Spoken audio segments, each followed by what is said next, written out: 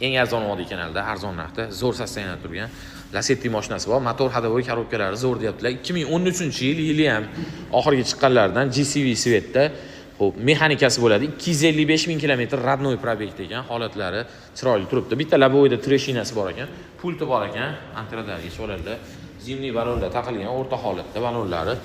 Xo'p, eshiklar shumka bo'lgan ekan, salonlarni ko'rishdan mumkin. 255 ming yurgan, yaxshi rullar qo'yilgan, yaxshi chexollar taqilgan, saloni chiroyli, akkuratli, pokiza turibdi. Bataloylari, saloni pokiza, temir metan gazlari bor. Kraskasi ham deyarli yo'q ekan, mana sapachoylarda, mana ikkita tomon sapachoyda, ikkita pitno bo'lyapti. Keyin oldi kiriluvdi, 3da pitnosasi bor ekan. Qolgan joylari toza, 2 martadan aylanib qarab chiqdim. Bu rang o'zi ajrab qoladi, bilinib. Qolgan joylari toza turibdi ekan. Motor hadovoy korobkalari zo'r deyaptilar. Hamma yo'lni yaxshilab tekshirib olaverasizlar. Sosteniyasi 2013-yil uchun yaxshi. Menga yoqdi mashina. Sizlarga ham kelsalar yoqadi. Ishonchnoma ham beradilar. $5500 ga oxir